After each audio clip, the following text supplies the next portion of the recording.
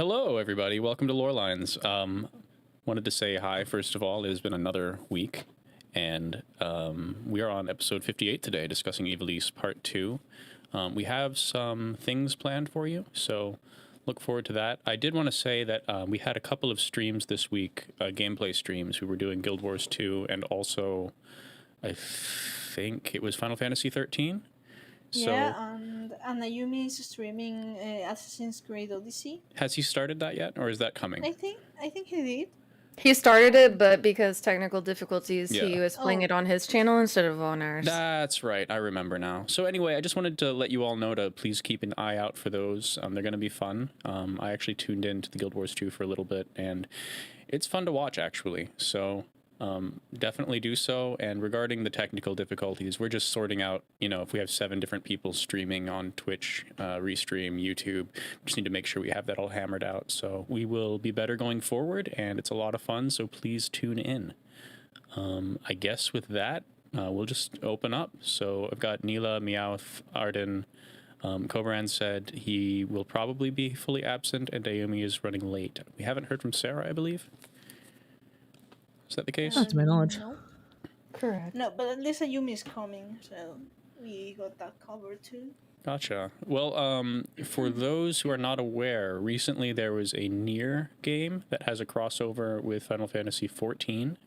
There's lots of new lore, side lore, that we're not getting in the main title here, regarding various characters, from Stinian to Hades. So I'm not the expert on that, but it's pretty cool, and we wanted to talk to you guys about it.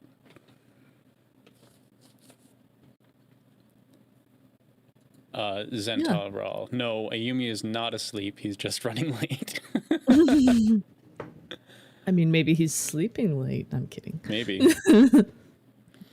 Interrupt his slumber, his dark slumber. His beauty sleep. I like dark slumber better, though, actually. Same.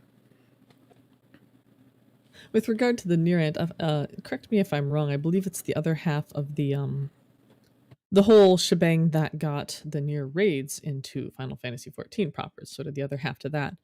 Moreover, Ishikawa-san was actually one of the writers who worked with this new story bit, so it's not, Nier just fiddled around with the setting. No, they actually had a writer on board from Final Fantasy, which is pretty cool. I mean, the thing is that we got the Nier collaboration ourselves, like back in Shadowbringers, and it's been a while since Shadowbringers. So it has. So, in truth, the story about the Nier Reincarnation, which is the mobile title, is about Emet-Selch, about Hades, but it includes story from Endwalker. So either they were holding back to do the cross collaboration, or it was something that came in the spur of the moment, and Yoko Taro.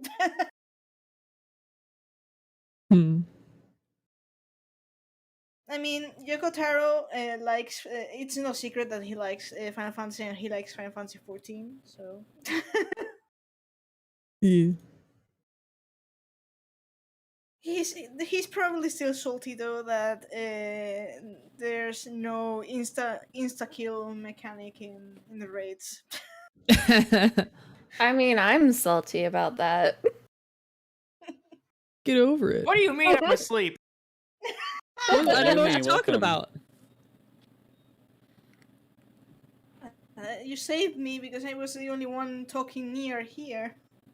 I don't know shit about Nier. So. Hey, It's really neither near nor there, though. What? Don't watch the stream. My avatar keeps activating. We might have problems. My character is a flashy light right now. What is going on? Your avatar is just possessed. It's fine. Everything is fine. Listen, I watched your a show key stuck, named. perhaps? I watched a show called Avatar, and I know what problems are. Something about the Fire Nation, right? Long ago. Oh, lordy. Well, I don't know what we want to do about the Nier stuff. I mean, we do have a content creator who put up a compilation of the various cutscenes we could leaf through. I think we had some screenshots last week, maybe, in the Discord channel. Speaking of which,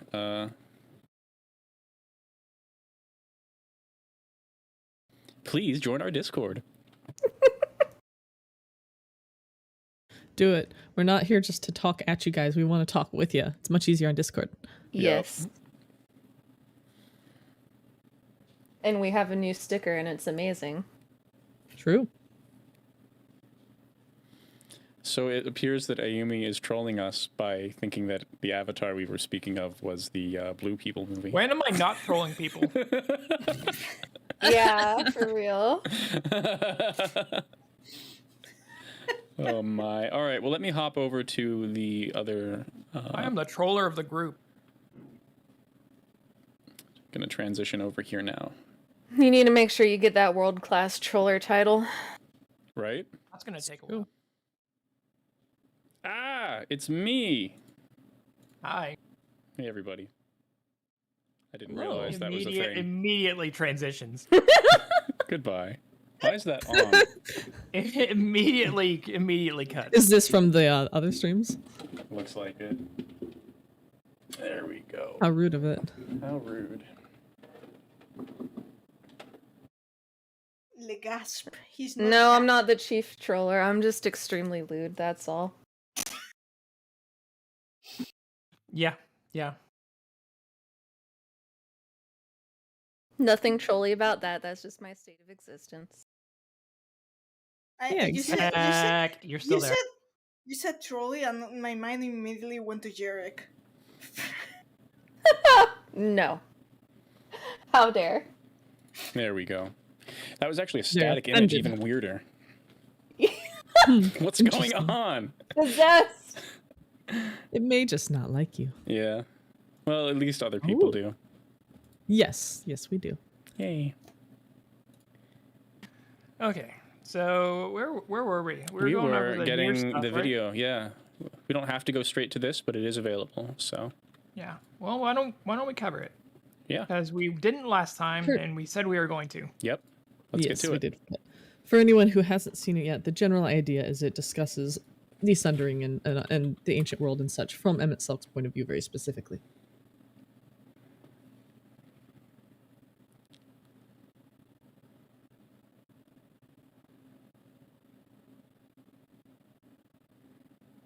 Phone streaming?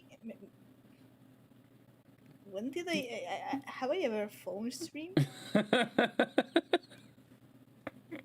I don't know.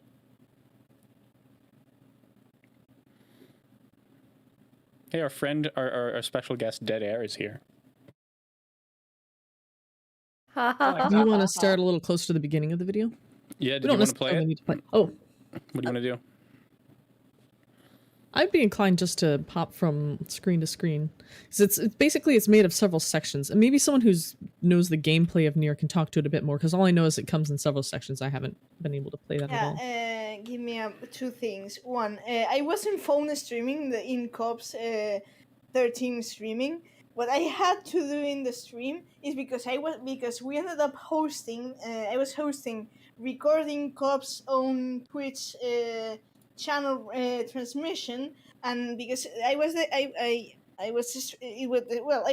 one streaming, I had to have my phone on the side to check that the stream was going well and check live chat. That's not phone streaming. So I just want to thank Buff So you're for saying the posting phone this. was a third-party Yeah, Go ahead, sorry. it was a third-party tool. Oh no!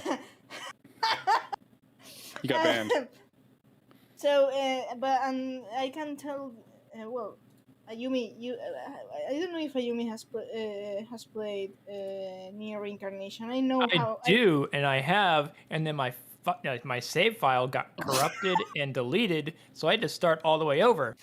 I'm Only, pretty pissed because I had the 2B unit, and it was a bunch of other stuff. I'm so mad. Well, That your sucks. stuff went corrupted and deleted exactly like you would expect in a Nier game. Wow. Tell me I'm wrong. I mean, Now I'm sitting here playing War of the Visions and reincarnated as a slime. We just restarted that anime this week. Slime. It's good. Recommend.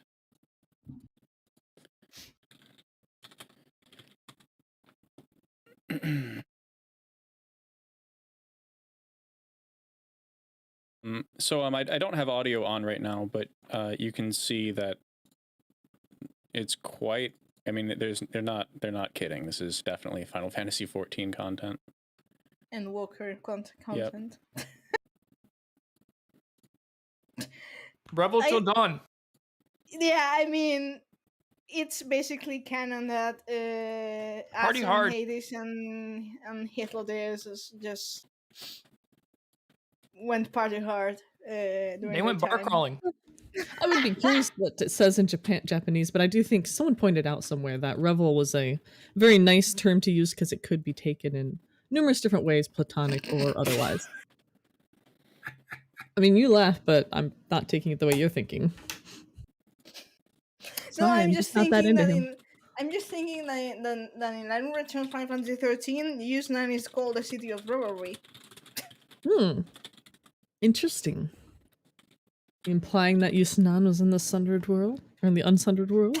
The true canon story here is that Rebel in this context being Hythlodaeus and Azim just getting into trouble left and right, and Hades just like apologizing and paying off people who they interrupted and offended. Accurate. Yeah, basically, yes. This somewhat relates to the new sticker on the Discord. Oh yeah, have we shared that with people? It's an announcement. We mentioned it, but we haven't showed it. Oh my, hold on a second.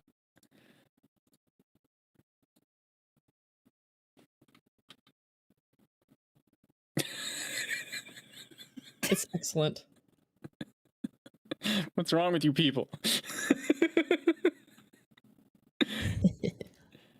We've tentatively titled this Azem No, I think. Correct. So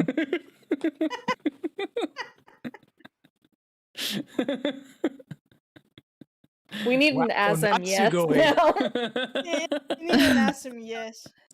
The problem, well, shouldn't be a problem though. I mean, the problem is how to characterize Asum, and we could just go with the Daddy Lander. It's super funny. Always surprising me with hilarious stuff.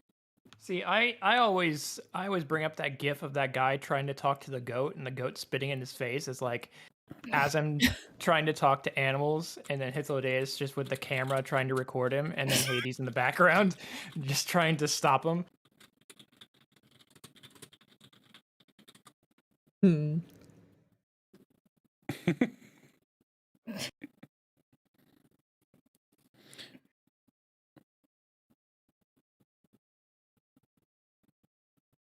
So I actually wonder if this is just a way for people who play Nier to get into FF, because Way ahead of that. I feel like that's got to be part of the idea. Certainly, putting the Nier raids in Final Fantasy had me looking at the games like, Oh shit, is that Raid Shadow Legends? no, some other Gosh. crap ad. Don't you have ad block? No. I was gonna say, I never Paying have for this YouTube problem. Premium. Check. I don't pay for YouTube Premium ad block. It's good stuff, guys. Man, More bills, though. what bills? It's free. Yeah, adblock is just free. regular ad block, yeah. Mhm. I took that off my browser because every other website I go to would say, turn off your ad blocker. Which was for me a great sign to not use those websites. So Well. yeah, see, the thing is, the gods No, clash for you mind days pausing without- it for a moment here? Yes. Absolutely. This one was very interesting for me because it did not. I had wondered how long their fight was, but this is the first we have of a solid, like it was days of fighting. Yeah, they Just fought and they fascinating. fought and they fought, and then we got a cutscene that said it was 5 minutes. I mean, well, this is important though because It it is. emphasizes how that cutscene is very artistic and not at all literal. Yeah, it's really It, important to Yes. mention. it was for very sure. confusing to a lot of people, and to me even to a degree, to look at it and be like, wait, I don't understand what's going on. Why is it so Yeah, fast? we To discussed have it really highlight that it's high like we artistic. discussed it in many in a number of streams that cutscene was mostly symbolic more than anything, and then it was not until this crossover event that we had the final confirmation, and it's official confirmation because it's written by Ishikawa herself. Yeah. Yeah, so just to be clear, we're talking about the cutscene at the end of Elpis, where you see the sundering occur, and if you're not careful, it's very easy to read that literally, and it just be a giant, they're taking a giant, well, anyway, on what we learned in Shadowbringers. The timeline of the events just didn't match up. It just doesn't line up, yeah. Unless somebody's lying. So we got this game here, which it reiterated the original story, giving it more credence. Well, and possibly clarifying, because once you put a cutscene like that in your expansion, it's not like you can just go back and be like, oh, actually no, people are still going to be like, but what about this? We just saw this. I'm confused. How how did Hydaelyn, who was weaker than Zodiac, prevail? We got two answers to that. One is that Vena had to consume her entire life force, like in soul, even to not just hers but also of her summoners. So it's like it kind of, that thing with Membrida, that when a soul is consumed, it burns brighter, but that. And the other is that Hydaelyn was designed to have the power to enervate just for that reason, because Zodiac was stronger. So by sundering, she could get him to her level. That's Enervate, right? the definition of enervate is to weaken. So she was created with the power to weaken him, specifically designed to weaken him. Yeah, So exactly. it wasn't just a triumph over Zodiac thing. It was I was designed to kind of weaken his power, and in doing so, she split him. Yeah, I mean, she was designed with the toolkit, so it's not about pure strength. Yeah. It's about whether you have scissors, rock, or paper. Not to mention that it's kind of it's like bringing a knife to a creation fight, or bringing creation to a knife fight. In Zodiac's case, he was not created to fight. He was very powerful, so presumably he could hold his own on a certain level. But yes, exactly. Did you say he was a giant Band-Aid? Did I stutter? I don't know. And there's the fact that Hydaelyn needed Zodiac, alive. That was the point. Because even sundered, Zodiac acted like a shield from Meteon. So yeah, the aim was not to destroy him; it was to, chop him to bits.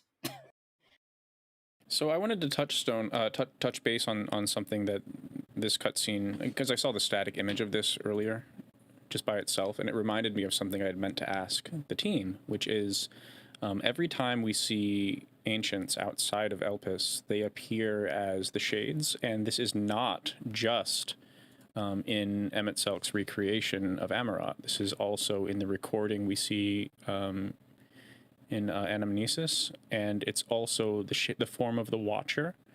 And when you combine this with the end of Elpis cutscene with the sundering that's metaphorical, and Vana is walking, and you see how it's all grayscale, and everything looks kind of ghostly, except for the individuals that look like the people in our world.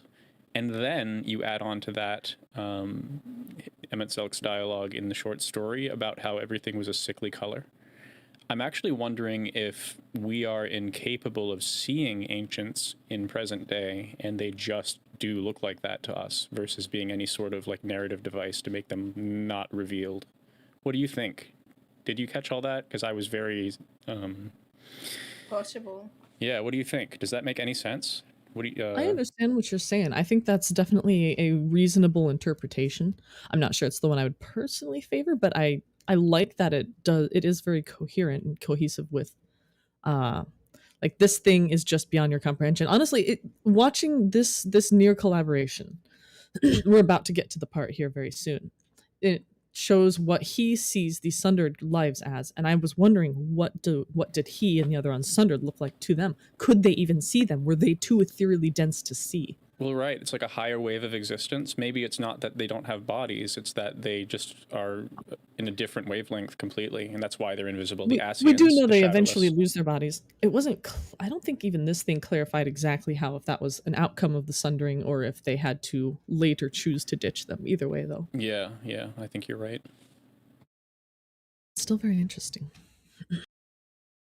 Yeah, Zentalaral in chat, that's exactly what I'm trying to say. I'm wondering if they just exist on a slightly different wavelength to what our sundered eyes can perceive. Yeah, That exactly. makes Yeah. me think of Tales of Berseria. I Do mean, tell. it wouldn't. The It Malachite wouldn't. and Berseria originally in the storyline aren't perceivable by most people until big bad things happen. It also helps me reconcile this, you know, we heard it a few times before Elidibus, but Elidibus really went hard on the malformed creatures thing. And, you know, wondering what these ancients inhabiting mortal bodies as a shell are perceiving. Agreed.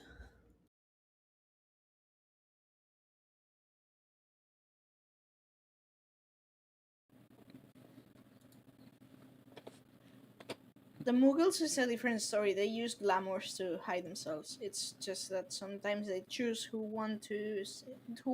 can see them, or who can't. I mean, it's not like they're invisible. They can make themselves invisible. It's different. Which is a shame because I also very much enjoyed the what if Mughals are Asians or Asians are Mughals joke. It's just funny. I mean, this part just it's a shame Cobb's not here, because Cobb was the one who said, I recall that his commentary the other day, like, when I thought that the Sundering couldn't be more horrifying, then Nier comes and just makes it happen.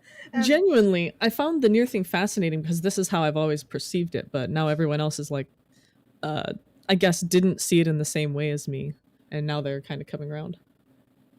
yeah, but the fact that the line that they can no longer shape words, that's horrifying. Yeah, it's pretty scary. Like, this would be immediately post Sundering, before any rejoinings, and all we're getting is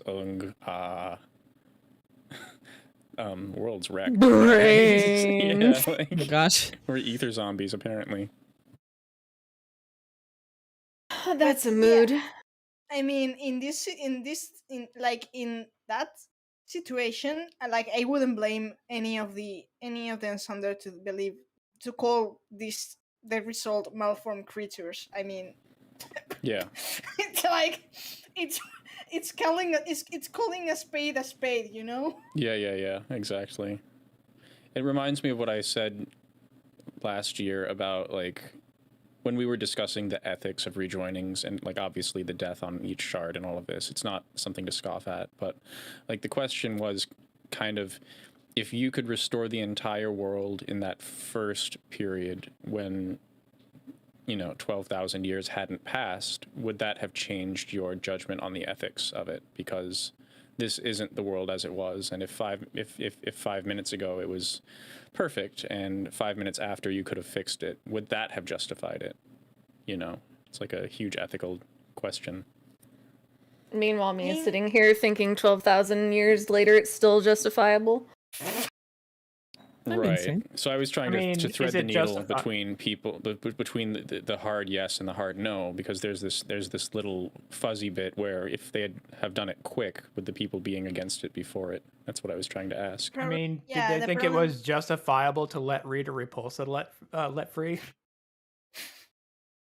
But the thing is that for the ancients, it's a long time, but it's not likely not more time that their culture can experience. 12,000 years. It's I mean, even by their own standards, they consider that a time period that it's long, but surely they can live more than that. Uh, the problem is that if the mortals, the standard races, as in the like of how should I put this? From our perspective as players, the mortal races of the standard world are like in our it are like in our situation right now. So yeah, it's kind of for the ancients. They see things in a different scope, but the problem is that they took the Ensander took too much. It passed too much time for between the sundering and them coming with a solution. If they have managed to immediately heal the world in this situation, or in perhaps the first calamity or two, then perhaps it would have been more morality acceptable for us as players. But as of now, because we identify with the standard, it becomes a moral issue. I don't know if I'm making sense. I'm trying It to does make explain sense, what Mia. the fuck I have my What I've said before is, like, if you identify as a sundered human, let's say, it makes zero sense to just go ahead and die for the old world. Like, you're gonna fight. It's a survival issue. It's not a matter of who's right. It's a matter of who wins at that point. And the only rule of survival is survive. In other words, there's no way you could possibly expect 14 worlds to just commit mass suicide to bring back the ancient world. That would be insane. Once they develop their own culture and their own thoughts, likely not. Like in the first stages when they were like, And that's just natural. fuck their will. But yeah.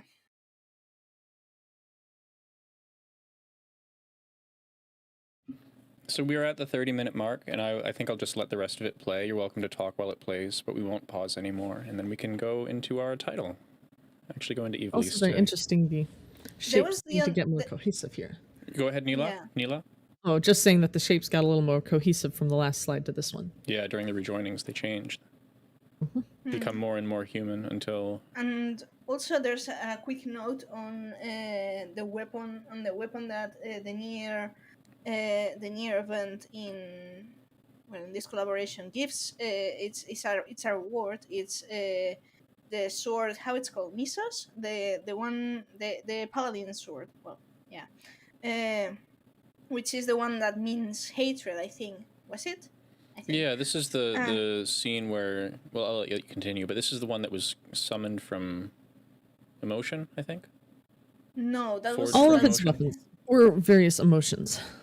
Yeah, the description of the weapon is, near every weapon has like a kind of a history of the wielder or the creator, and in this case, Misos the sword, it's mentioned to be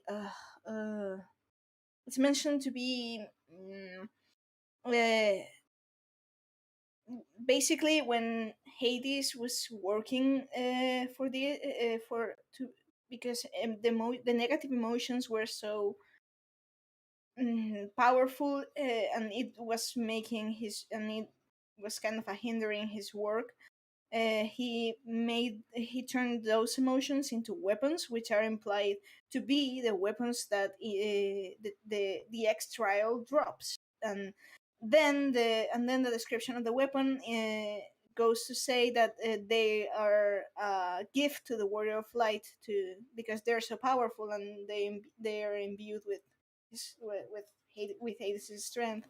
They're like a weapon gifted to them, so they may use these negative emotions for good purposes or something along those lines. And the Astro one confirms that Hades is super horny. Oh my. How could you not be after being alone that long? I mean, Right? that's just human. Also, when you get one of the characters that got the job, they're the near story characters dressed in White Mage, Dragoon, and Dark Knight ensembles.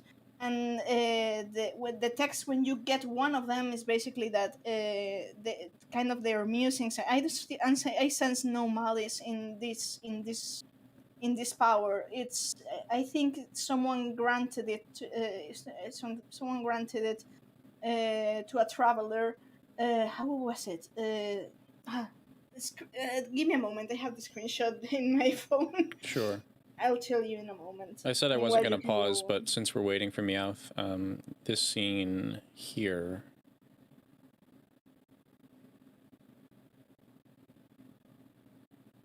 Have it. Okay, I'm reading you from the screen of my phone. Okay. Sure, go ahead. What Another phone screen. world? It says. It says, "What world did this come from? Who did it used to be worn by? They are unusual garments that drift here from somewhere far, far away. They harbor no animosity, no malice. It is assistance from a person unseen, born of a desire to help a traveler burdened with a most unjust fate." There you go. Thank you.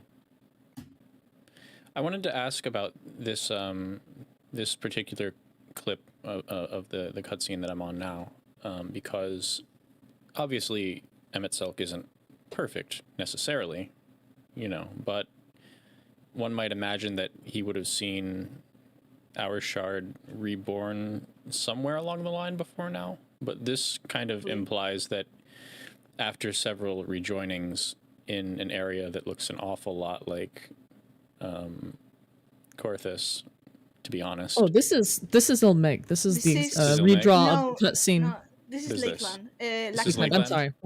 It's right before it's right when we head to Ilmeg. I apologize. You are correct. Yeah. Thank you. It's when we have the scene we confront Ranjit, runs off, and then this is one of the first times this is the first time we hear his voice in Shadowbringers proper. Mhm. He's sitting up there and sighing, and he's like, "Then again, with a soul such as that." Mm-hmm. In English, it's not so obvious that he's talking about the Warrior of Light, but he is. So And does this this? clarifies My that. question is: does this sound like he's never seen us before? Post I didn't get that impression from this at all. This Gaze particular- shrewd enough to pierce yeah. the spirit, the man spots a familiar hue. In fact, I mean, I feel like he must have seen that soul a few times, or else he might have started to forget the hue. I don't know. He's the one I who believe it remembers can be everything interpreted still. either way if you want, but I see nothing here that says, well, this is the first time he's ever seen it. No, I agree. I'm wondering about implications. All the implications I've ever gotten from I think that Emmett Selk might have met Asim's reincarnation at some other juncture, but likely Asim's not every Asim reincarnation must have been a warrior of light, you know. No, for so sure. maybe so the crux of the issue that we face as the player character and Emmett Selk is that as this Asim reincarnation has been chosen to be Hydrain's champion, and that puts them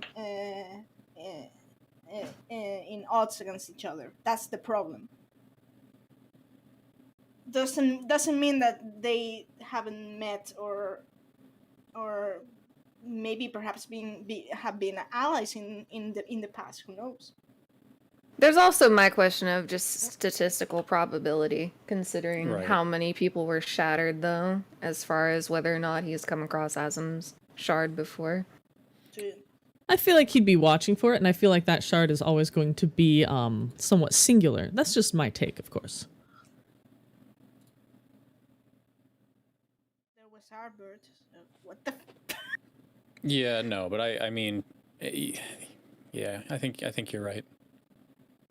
It's just really weird when you start getting into numbers with 14, because, you know, we're told that, you know, some of the cities around Dalmasca and whatever had these huge losses of life Yep. during the war, but you don't see, tens of thousands or hundreds of thousands of people in cities in 14 because that's technologically impossible for the hardware. To render, yeah. Yeah. But the cities of that size, you have to imagine massive populations. Yeah.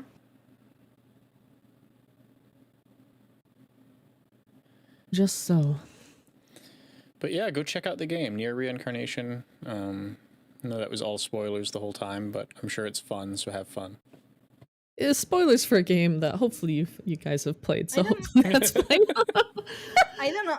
Otherwise, often very confused. I don't often recommend gacha games because it can be a bit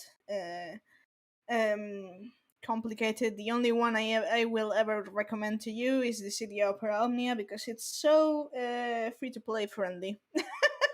The others you've got to get patience, and I'm not one for grinding. Meanwhile, Anyways. me, I love grinding. There's something Yeah. wrong with me. Uh, Not that kind of No, grinding! I even meant it like that. But Zental Rawl just said, did that ad say harder with Arden in the channel? Back-to-back jokes. They've got you figured. Poor Arden. Then again, it's been more than a year, so if people haven't got you figured, then True. I have half a mind to bring that sticker up again, but Arden over here, like, I'm not like that, guys. Wink, wink. The Bone Throne. to be fair, That's the funny. bone through was my fault. Yeah, it was! And I helped.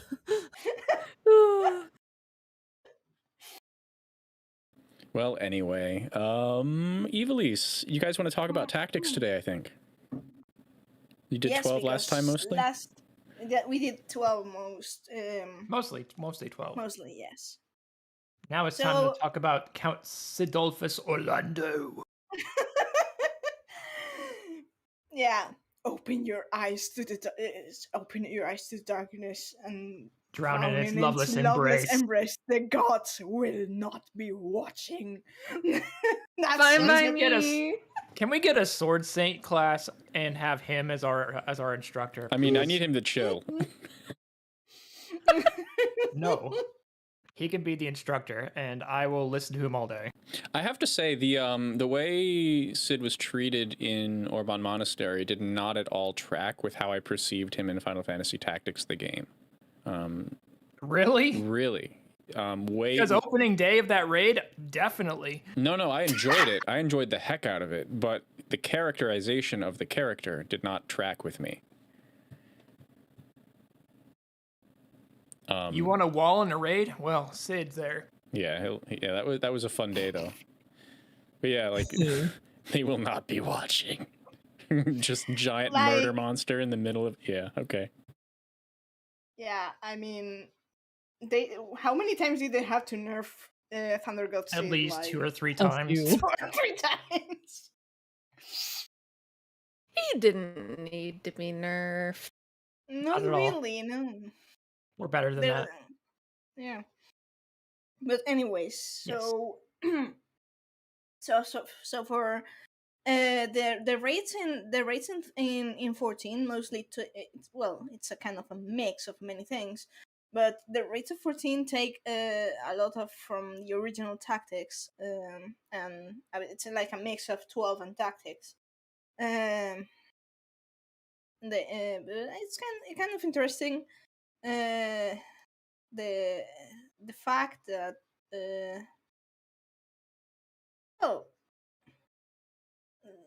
where should we start discussing the original Tactics? Let's see. We went over Rabanastre. Did we go over Rabanastre? I think we went over Rabanastre. I think we went over the fact that Lesalia is beneath Ranastre. So we went over that. Did we go over the Ridorana Lighthouse? Yes, we did, because we talked about the Ridorana Cataract. Mm-hmm. So now we're And moving on Gal. to Orban. Yeah. Well, so I wanted to ask, did you want to talk about tactics proper, or did you want to talk about tactics in 14? These are different things. I mean, tactics is all over 14. If we want to talk about Orban, though, Orban is literally the first place you go to in tactics. Yeah. For sure. Real quick, my apologies, Kakarady. We will probably have some pretty heavy spoilers here. So if you'd like to check us out after watching the Ivalice raid, that is absolutely fine. I wouldn't judge you at all for piecing out. Same to everyone else who's here. But chances are we will probably cover most of it. So there is very dialogue heavy in the Ivalice raid. So even if you like half listen to it, the raids by themselves are very, very fun. But do go back and kind of watch the cutscenes a bit and read the dialogue, because it'll make a lot of sense, especially for those who played Tactics or played Final Fantasy XII before. It's a love letter to the series. Yep. Now that you're speaking of the Riddler and a lighthouse, do you recall the scene before the raids unlocked that when Bagamanan becomes a Lucavi and he makes a pact with the Duma, the stone? Yeah, his arm becomes huge, and he has visions of Gabranth and others. I know, I didn't mean that. When he's in the ground and he's hallucinating and the Duma is speaking to him, the Duma is the Orosite, the Taurus Arcite. And then he starts, and the Orosite tells him to voice the covenant, and then he starts reciting some words. Yes. Do you recall? This mysterious oath that he says? I don't remember the exact Because words. if not, I could just go ahead. I could just pull spoiler disclaimer if you need to. No, it's just that I sure have the screenshots here from, or maybe not. Give me a moment. I didn't throw a smoke bomb. It's because, oh, wow. It's because it's the I'll see. It's because it's the intro for Tactics. The words he's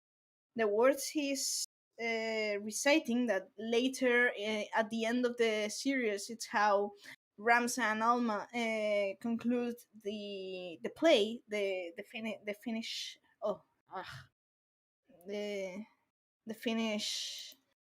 finishing lines of the play. It's literally, I don't know if this was the intro for the original Tactics, but definitely it's the intro for War of the Lions, which is the remaster. Go ahead. So it says I can't speak today, sorry. It says as follows. It says, sword in hand, a warrior clutches a stone to breast. In sword etches he his fading memories, in stone his tempered skill, by sword attested, by stone revealed. And then that's when in the finishing line in the play, not in Bagavnan's Covenant, is their tale can now be told. And that's really interesting in context. I've always been, I mean, I keep these shots, I keep these screenshots because I've gone over these lines many times, considering 14 being so Tactics influenced, Ivalice influenced, that I'm kind of, what does this exactly mean in this context, Yeah, he basically the Duma basically recites to him, recite the words, satisfy the covenant, relinquish thy soul unto me, and be granted which thou desirest most in all the world. And it's right before he recites the words. So this can be also attributed to the Warriors of Light on the 13th and how they use the Orosite to try and combat the Flood of Darkness. That really, it's, I already mentioned, but the fact that there's Orosite in the 13th and that log in Bosnia that all Orosite comes from the wings of Ultima, the High Seraph, just keeps me. You will bug me into eternity. Ultima, I keep saying Ultima is like because we have little background on her, so and I guess her background is that she is an extraterrestrial life form, so she is our Genova. What we believe. More or Then less. maybe, but maybe as the way she voices, I mean, what she says upon defeat, well, and during the Yeah. battle, that I she am is your the only mother. I am god. your maker. I am Ivalice. Ivalice. Yeah. Yeah, it makes me think that I don't know. I have always had this. I would have this weird, kind of maybe far-fetched theory that the Lucavi are the original gods of Etheris. It came a moment in which the people The triple throw triad. them, Sorry. overthrew them. Yeah, Go ahead, go Neil. ahead. The triple triad card tells us plainly that that originally Ultima was just like a force, a powerful, essentially spell, and people were afraid of it, and then they revered it, and that caused it to get consciousness and become her. So she's definitely got it backwards. She was created by man, whether she likes it or knows it or not. She may not be aware. She might be so powerful, or she might see herself as that spell still. I don't know. Then again, then why the convocations glyphs exist? Then, I Absolutely, mean, love to know. We just don't because have it's. the info. We have to tinfoil hat it with the most evidence we can because I mean, because we know that the glyphs are not something uh, from after the Sundering. yeah, that's right. Thank you, Hades, for showing it Yeah. in Thesis Hyperborea, because that dispelled a lot of doubts. I mean, Yeah.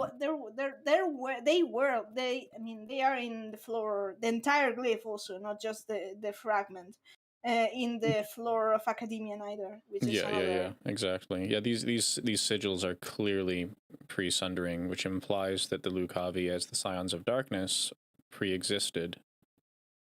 And given that Ultima the High Seraph is the leader of the Lucavi in tactics, this has a lot of side implications here. So I'm going to go ahead and read off since that we are talking about Orban today, and Ultima is the final boss in the Orban raid. I'll go ahead and read off her description Thank and you. some things.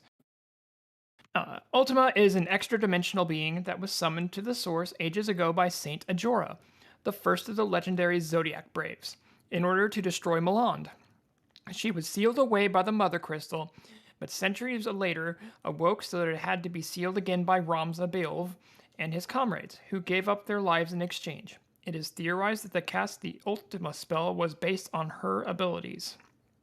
According to the description given by her real-world collectible statue, mankind's fear of Ultima caused people to worship her, feeding the extra-dimensional traveler's empty soul until it brimmed with a force completely alien to her, a sense of self, making her a living primal.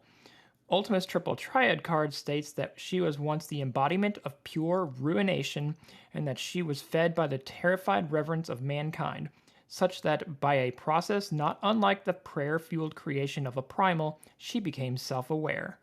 The Light of Kiltia, also known as the Church of Locust, teaches that Ultima is a servant of God.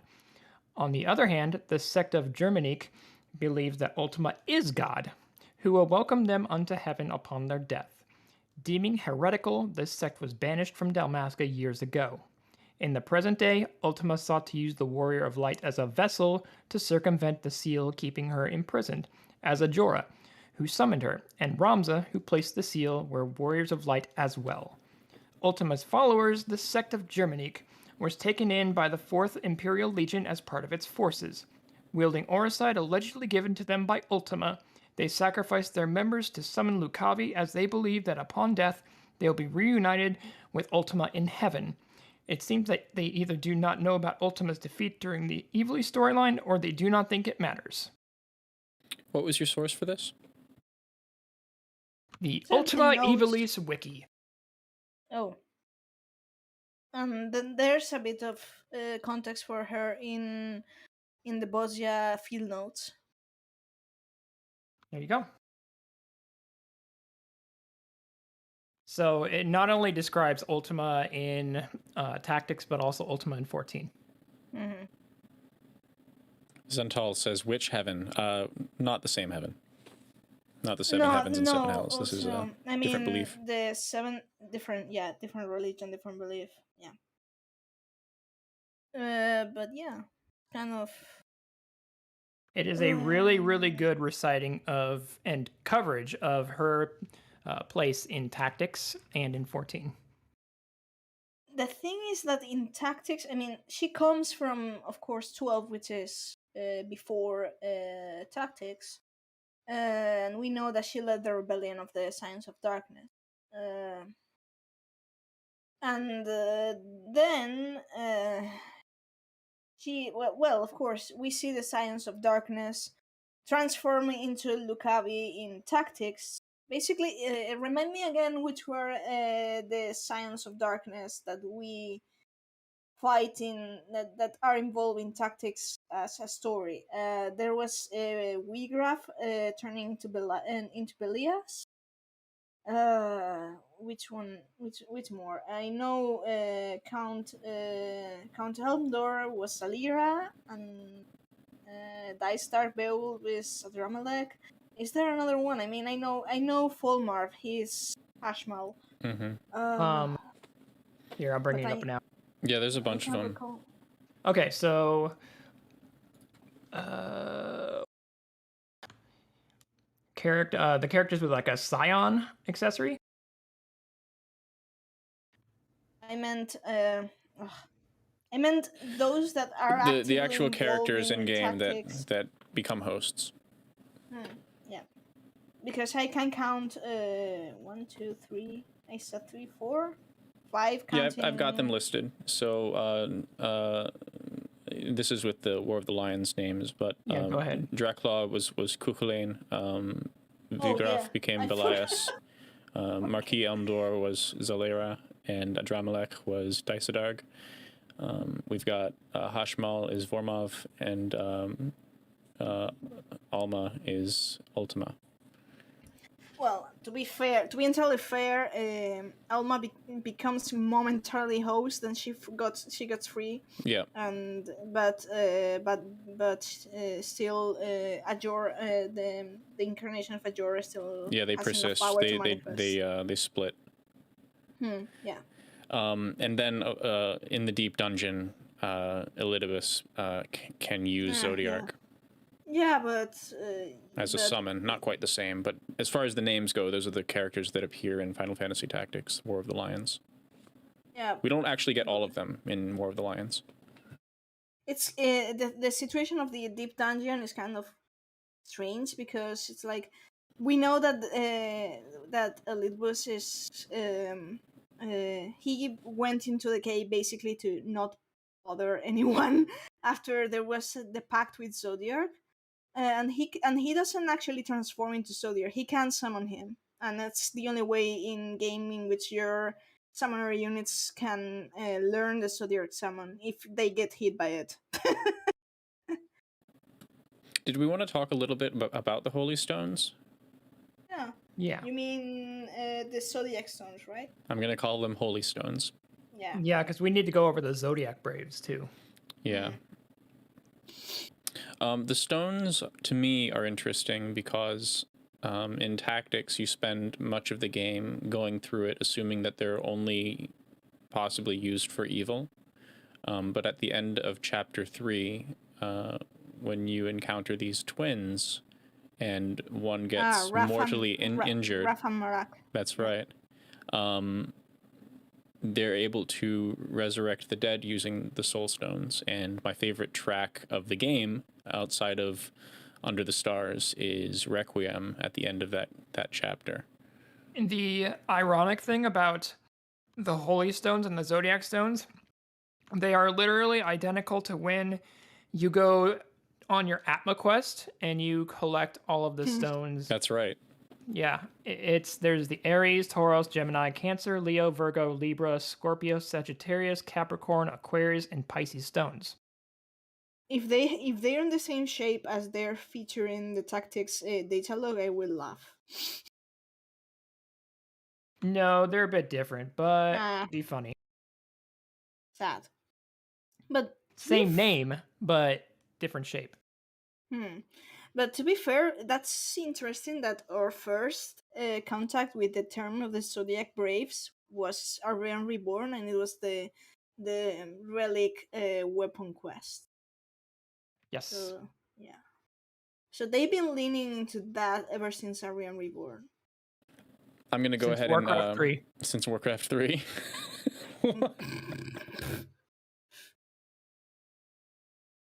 But yes, and and supposedly the result of each of the resulting 12 weapons are the ones that the Zodiac Braves themselves wielded back in their days, allegedly. I'm actually looking something up because I believe there's a mention of that. I just wanted to show the stones themselves. So Atma of the lion, water bearer, ram, crab, fish, bull, scales, etc. I have a strong reaction to this image. I've farmed up Get ready. Atma for every single possible weapon. Are you ready? I'm ready. So this is Jalzan from the Atma Weapons Quest. Yeah. Everything from my encounter with the tales of the Braves to my choice of studies must have been written in the stars. From the city-state of Radz-at-Han, Jalzan is an alchemist by trade. He has long worked to recreate the arms of the Zodiac Braves, legendary weapons thought to be laden with soul energy. Upon learning that Thavnarian Mist, a potion of his own concoction, was being used for soul infusion in Eorzea, he had made the long journey to the realm. There he met with the Warrior of Light and Geralt, and together they set out to forge anew the Zodiac weapons. Though Jalzan and the weaponsmith bicker often, they have developed a grudging respect for each other. Now, having seen 73 winters come and go, Jalzan delights in distilling fiery liquors. The Huron once had a family as well, though it appears even as they left him, the high price of his obsession with research. So yes, you're reforging the Zodiac Braves weapons.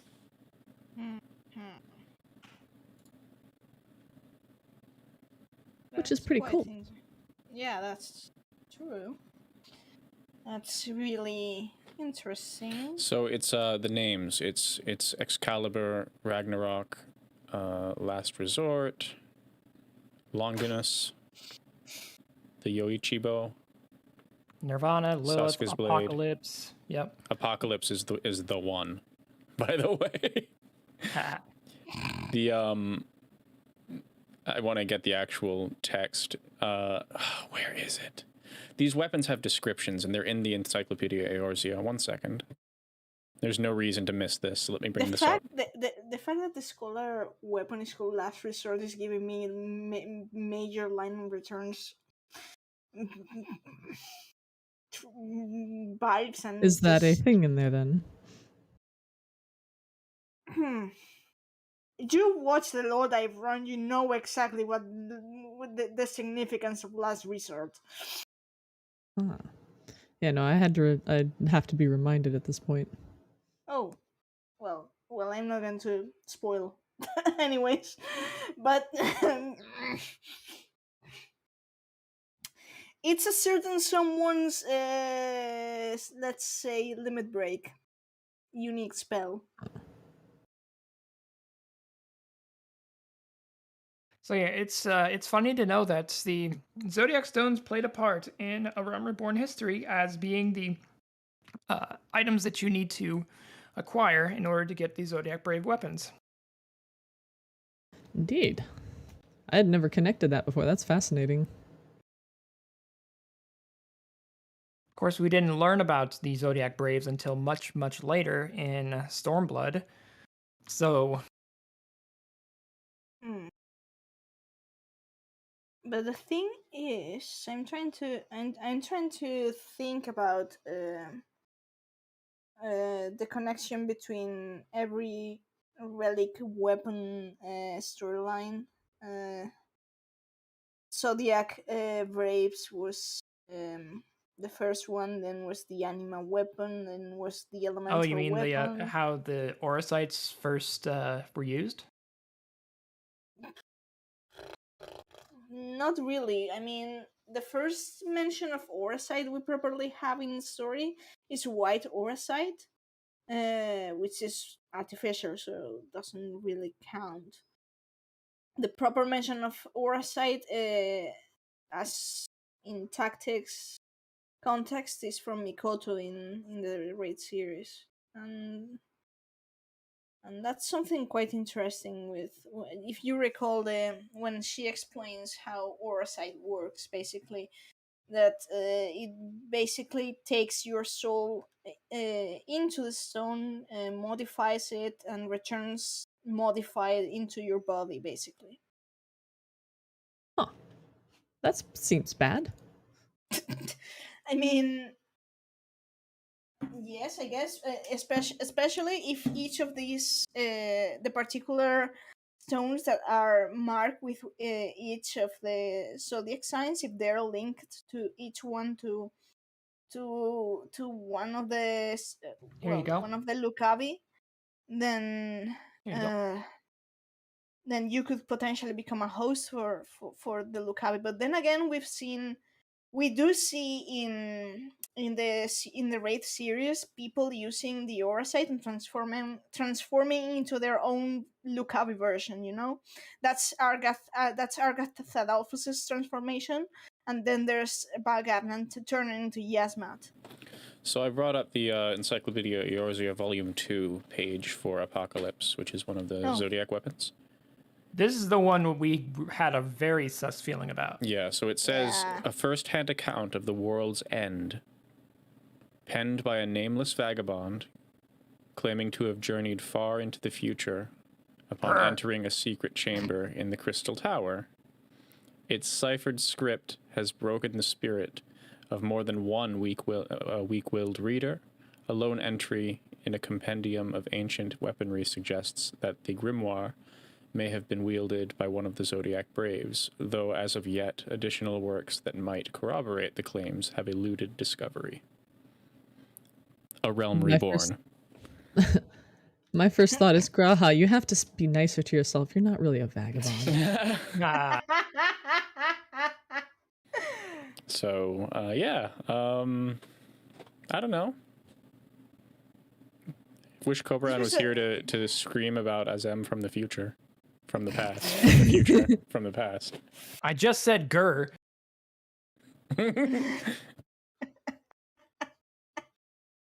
Yeah, it's one of those things that that you had to wonder if it was all planned or it's just sheer fortunate coincidence. Sometimes happens.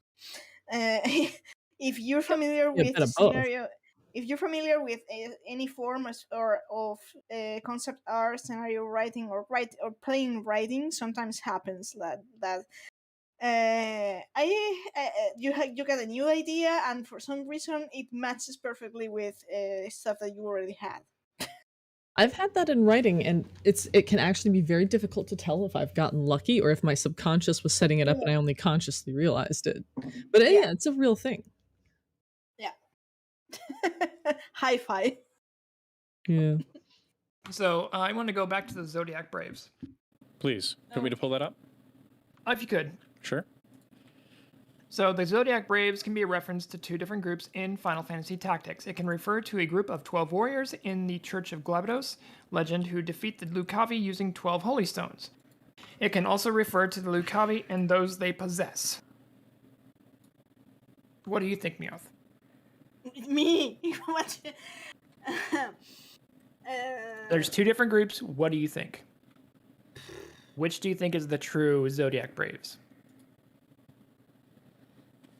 The Lucavi possessed ones or the actual Zodiac Braves who wielded the stones?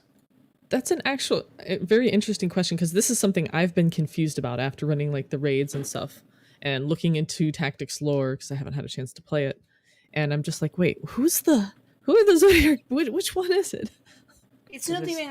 it's not even really explained in Tactics. It's meant to be a legend of sorts. Well, it's somewhat Yeah. explained in Tactics. They say in Tactics Arlos. that the original Zodiac Braves were the ones that opposed Ajora as the betrayer in the original timeline before the Church of Saint Ajora was established.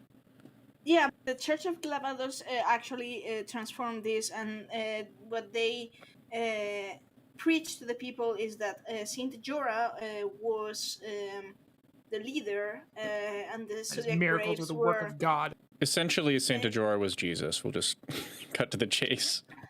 that too. But then we know that Germanique actually it's a reversal in which Ajora was in a reversal in which Ajora was basically a false prophet, and Germanique, which is your the Church of Glavados considers him your regular Judas, but in truth he was who defeated Ajora when Ajora was. This always confuses me because Saint Ajora is never specified if it's it's a guy or a woman, because it's weird. Then again, I'm if you're possessed by Ultima, who is female, perhaps it doesn't really matter. It's been many years, but I remember it being kind of an androgynous representation, and I Yeah. think that the PS1. This is so long ago. I don't have it on recall. I you apologize. like the thing to- is, the Go thing ahead. is that the scriptures describe Saint Ajora as male, but then when Ajora manifests outside Alma's body, they address Ajora as a she. You may recall in the Orban Monastery raid, the minions that spawn during the Ultima the High Seraph fight that jump Yeah. down that you have to The demi. Yeah. tank soak, and then if you don't, there's problems. Those ones. Yes. That's the model of the first phase of Ultima's form in Tactics. That's the exact model. So I'm going to go ahead and read off the Zodiac Braves as according to Final Fantasy XIV lore. Please. So the Zodiac Braves are heroes of legend from the version of Ivalice found on the source. They are the subjects of beloved stories told in Dalmasca and Garlemald, such as the Zodiac Brave story stage play. Several Zodiac Braves have existed throughout the ages, including Saint Ajora, the assassin Ashley, Mullencamp the Starseer, and most famously, Delita Hyrule and his companions. They are analogous to the Warriors of Light from Eorzea, and in fact, Ramza is identified as a Warrior of Light in the Return to Ivalice questline. Different, on the other hand, there is a different version of the Zodiac Braves legend in Radz-at-Han, though like the Evalician version, these Zodiac Braves are also similar to the Eorzean Warriors of Light as heroes who rose to battle the darkness. They wielded weapons that absorbed the souls of their enemies and shone with the radiance of 1,000 stars. The legends of the Zodiac Braves are collected in sacred texts found commonly in Radz-at-Han, the Tales of the Braves. Who is Sorry, fucking- did you say absorbed their enemies? Yeah. Yes. I don't like that. That sounds a lot like the 13th, everybody. Similar magic technology. Why it's always Razatan? I mean, They hold all the secrets. They hold all the secrets. Real quick, when you read that, Ayumi, Ashley and Mullencamp are from Vagrant Story, so Yeah. They are, this yes. cements these are the characters. These are basically the main Mullencamp was antagonist, actually protagonist. a cult, not a person. That's right. That's right. it's called the Cult of Mollencap, so you can kind of understand that it's named after someone. Mhm. But yes, so if we go by Zodiac Braves equal Warriors of Light, that's an interesting comparison, you know. What's also another interesting thing too, you have to kind of look. The lead of that group serves as the main antagonist for most of that game. Is named Sydney Lostrod. The one And was who's got definitely a creepy mage, and that's The- an official job title. The one who has dangerously And also dangerously kind low of dressed pants. like, shoot, brain help.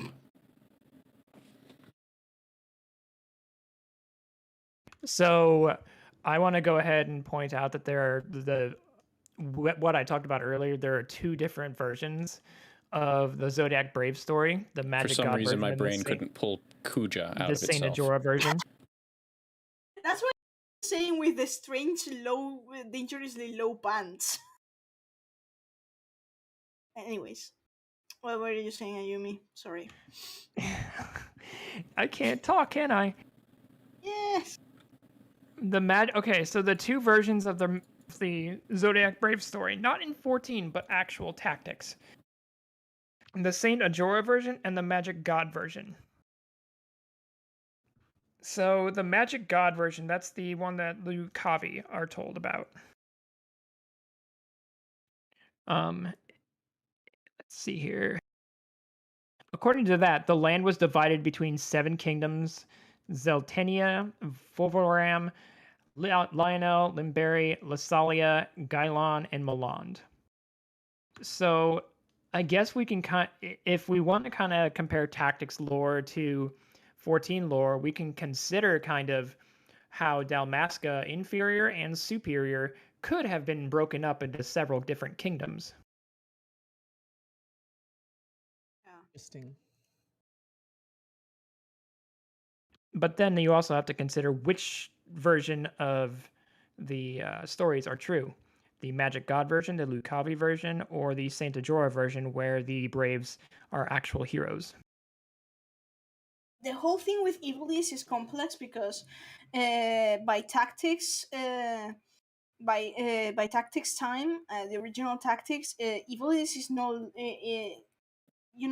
the entire world is Ivalice, but by tactics time, they refer to the kingdom of Ivalice, like it's just a reduced area in the continent of Ivalice or Dahlia, yeah. I'm sorry, kind of. Then I recall that Ivalice is that the tactics Ivalice is Ordelia. So yeah, it's kind of an interesting. Of course, 14 takes Tactics Ivalice, which is the name of the kingdom, but one has to keep in mind that Ivalice is actually the planet. It's actually the world. But then And again, happened the calamity and all knowledge went to hell, so yeah. yeah, I mean, during the Dark Age following the third umbral calamity, or was it the fourth? The calamity of Earth. Following that one, all knowledge was just cast aside, and we just went back to the Dark Ages. Or like this knowledge stuff wasn't all it was cracked up to be. Which I mean, not entirely unfair. And now Dalmasca, instead of being like one unified kingdom, thanks to Garlemald, it's now separated into two. Dalmasca is Superior, which is the one that the desert that we travel to, and Rabanastre is the capital of, and Inferior, which is the jungle, which is south, the southern authored, and the capital of that is Leamond to the east. Ah. I thought that Southern Dalmasca bar and no, sorry. So Leamond is the capital of Southern Dalmasca, right? Yes, Leamond lies to the east. It's a castrum. So then I'm trying to get the picture of Othar's map in my head. So we got Yansha, which is capital of Doma. We got Dalmasca, which capital is Rabanastre. I mean, Upper Dalmasca would be capital Rabanastre. Southern Dalmasca or Lower Dalmasca would be Leamond. And then we got the still unexplored nation of Naxia, and we know that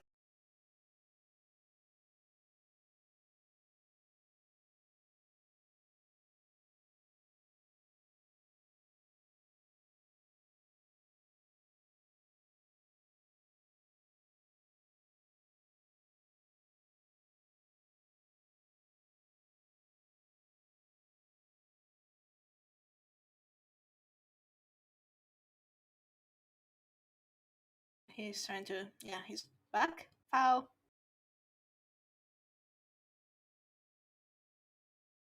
Not sure If you're talking, you're not hearing. We're not hearing you, Fal. Okay, there's a southern author. Dalmasca to the upper northwest, and Leamond to the southeast. If you mean the city that's the other part of the river, that's Valnain. But... It's Valnain, but there's also a castrum to the east as well. Oh, so. But that, by the way, that's Naxia, right? Yeah, so that's Naxia. It looks like the Goldmore Jungle kind of divides Dalmasca from Naxia. Yeah, that's why it's called inferior, because the Garlemald has yet to conquer the region fully. Okay. So they're basically like, this one sucks. Well, it's covered in jungle, so it's very difficult. Doesn't sound pleasant. Yeah, it's very difficult for the, and not only that, but it's the homeland of the Viera, so they know the jungle a lot better than the Garleans do. And the only way that the Garleans would be able to subjugate that region is if they straight up blasted the forest away. Yeah, it seems like a bit much. I recall in Final Fantasy XII playing in the jungle, and I was like, these marble creatures suck. Moment, Faust says that we need to pause talking for a moment. Okay.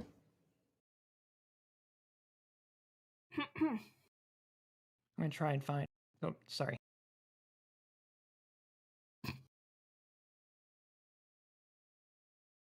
Slightly cursed.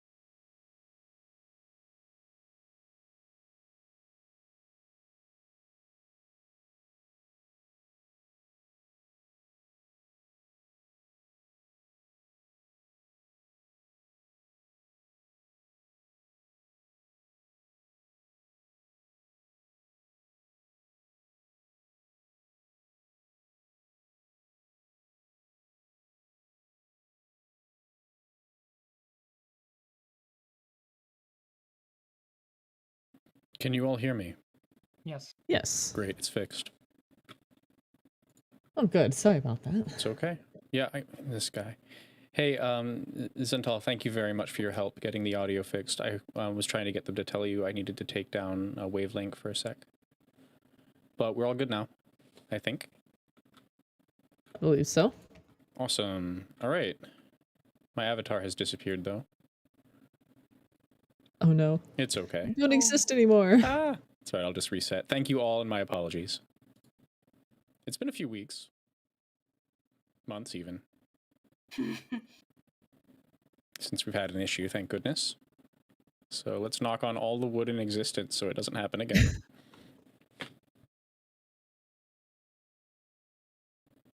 Okay, so I'm gonna go ahead and read off Leamond in 14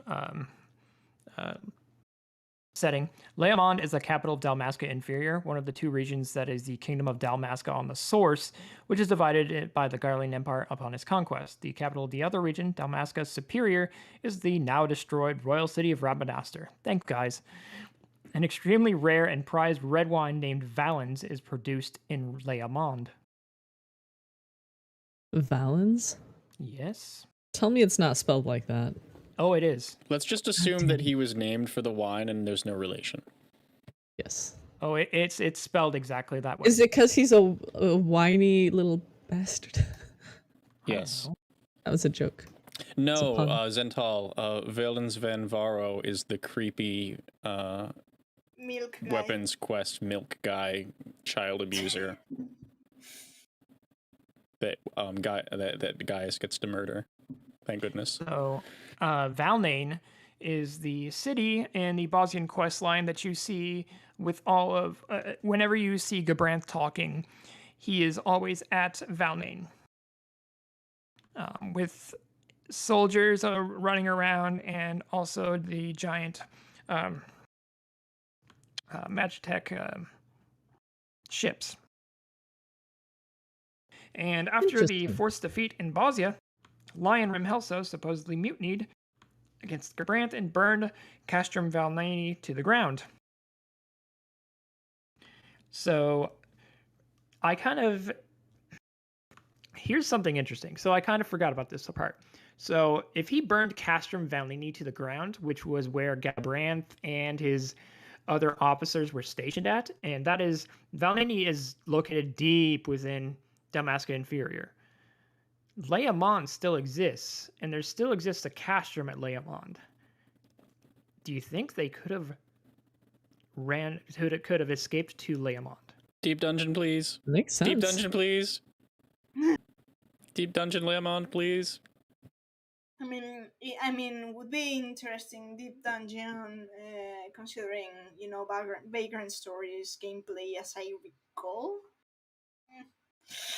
Yes. Not so sure. You begin at the top of Leamond, which is a medieval city that is racked by disorder and zombies and weird magic. And the deeper you go, the more modern it looks. So it's like the weird situation in Palace of the Dead, in which the deeper you go, the brighter it is. That's right. But in Vagrant Story, it gets more and more like Victorian, like that's creepy. with proper street lamps. Oh, that'd and be wild, electricity. yeah. Yeah.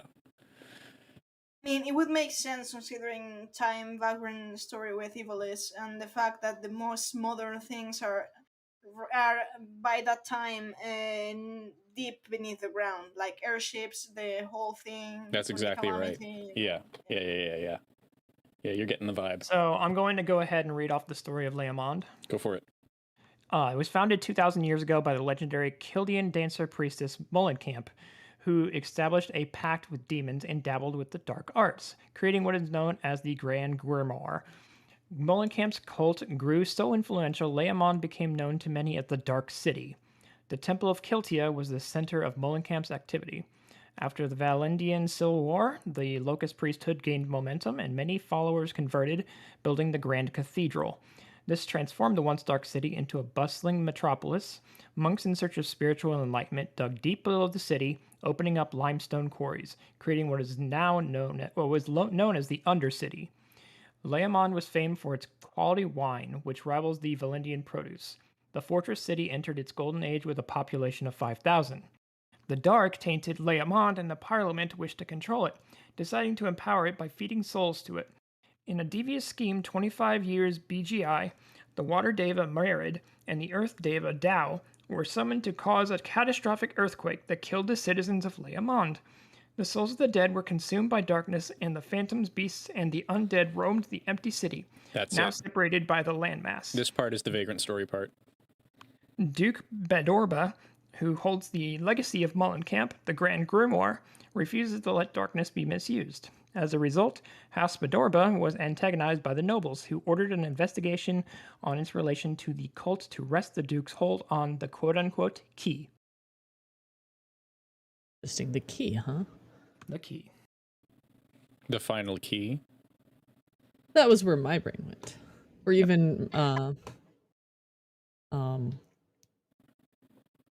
Gabriella's looking for or calling Tupsimatsi the key. Yeah, the key. So in case anybody forgot the ARR angle on this. I mean, we haven't heard from Tupsimati since Papalimo. We have not. We kind of assume that it was lost alongside him, but I believe we had some idea of exactly what happened to it. At one point. But now I don't remember. I think it was recovered. I don't remember now. I'd have to go check to be sure. Act's lore is so filled with just interesting parallels in 14, and it's just kind of sprinkled everywhere. Especially since Yoshi P is such a fan of Matsuno's work. Yeah, and that's not even going into Tactics Advance and Tactics Advance 2. Not even scratching the surface. So real quick, Zental in chat is saying that he uses it in the level 88, 87 dungeon, meaning Papalimos still has Tubsmati's tablet? He manifests. I mean, the way Moonbreather's spirit is manifests as her axe, and Horshafan's spirit manifests as his sword and shield. Papalimos manifests in the form of Tupsimati, but not sure if it's just that he has it or Yeah. his soul just chooses to manifest as Tupsimati. I can see argument for interpretation either way.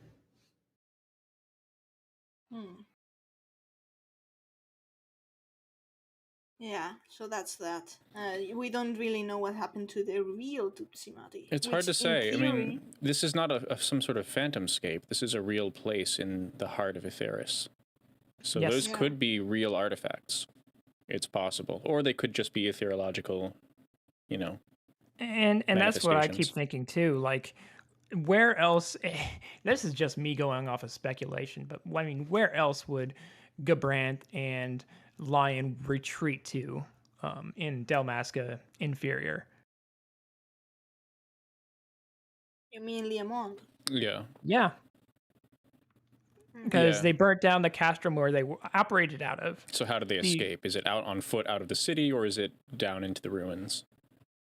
So you know the thing is that in the Ivalice raids, so in the urban raid, when we get to the Necro Hall of Mulond, which, if I recall, actually the Necro Hall of Mulond in 14 is modeled after Vagrant story Liamonde.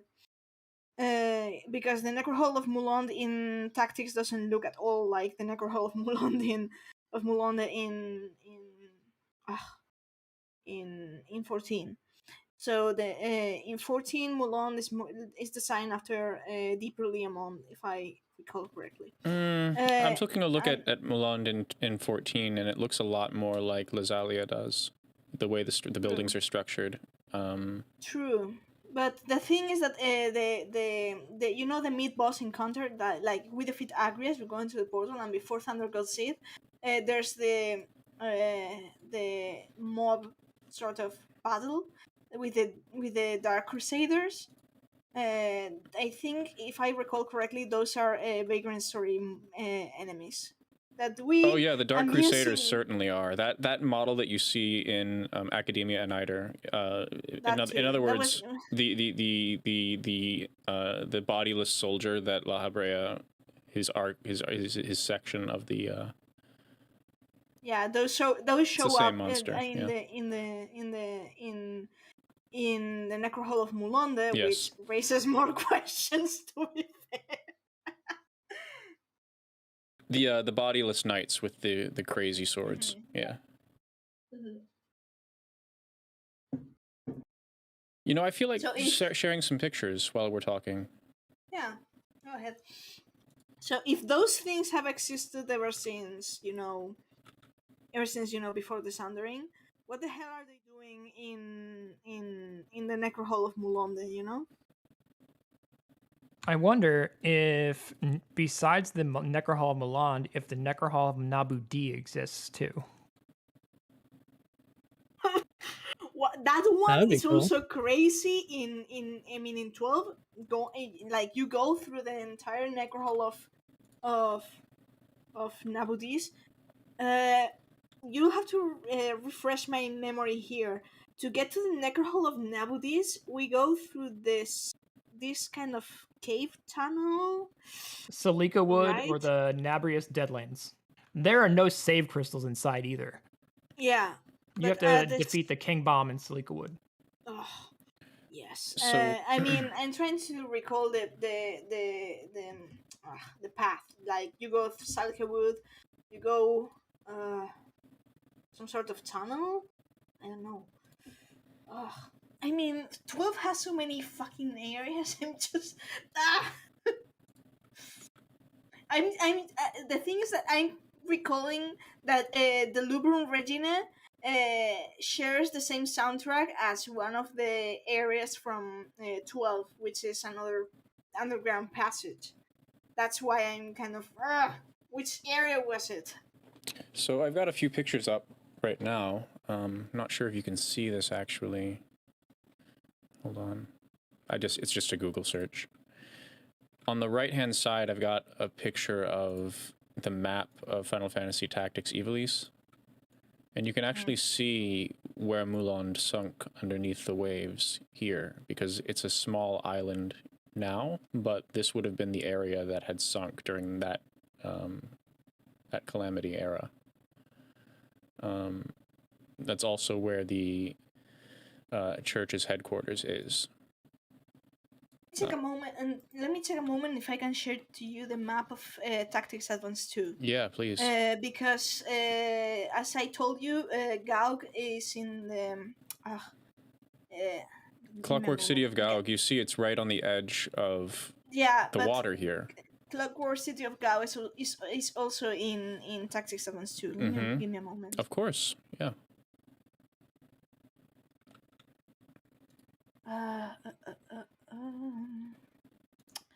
Stupid thing. Theory time. Go ahead. Meowth. Mm-hmm. What if the Lubrum Reginae served as our Necrohall of Nabudi? I wouldn't put past them.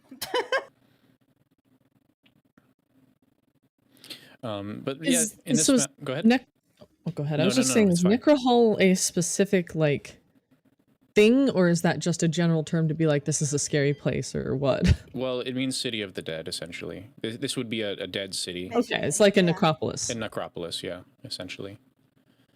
Yeah, the Japanese term is just dead capital, but the English translation is a little bit more obscure. Necro is a Greek prefix meaning death. The hall is less apparent and maybe form of hollow, so rendering it like a dead hollow. Yeah.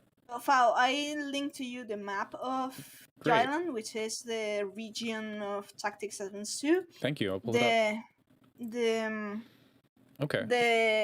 landmass to the left is called Roll, and it's the continent of Roll, and the landmass to the right is a fragment of the continent of Ordalia, which is part of Ivalice, and you see that Gaug is there.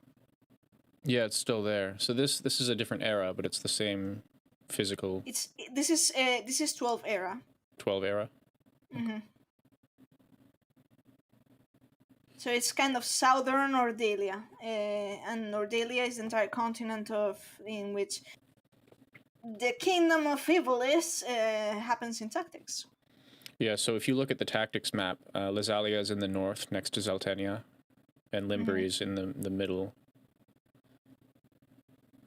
So yeah. So what I'm trying to is decipher Gaug is still here. there, so Gaug.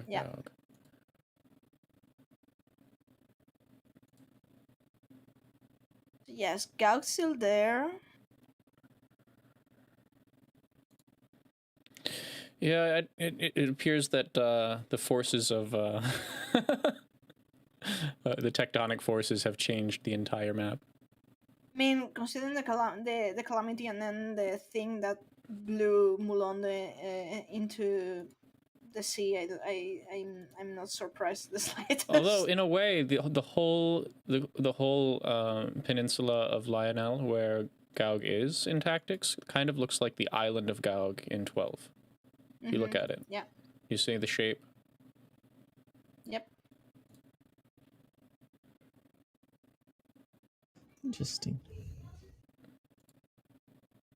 And you don't see it in FFT, War of the Lions, but when you go to it's kind of hard to explain this game if you haven't played it. It's a chessboard style game. It's a tactics game, like Tactics Ogre.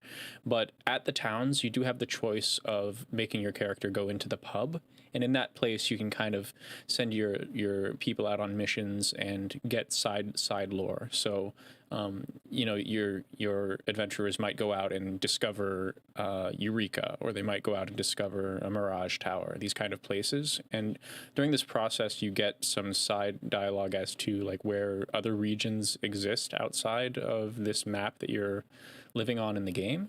So there's much more to the world than just a casual playthrough would give you. so there are continents to the north and the west in this world, and because of that, I don't think the 12 map is necessarily. It's not different to the point of wrong. It's just clearly a different period of time.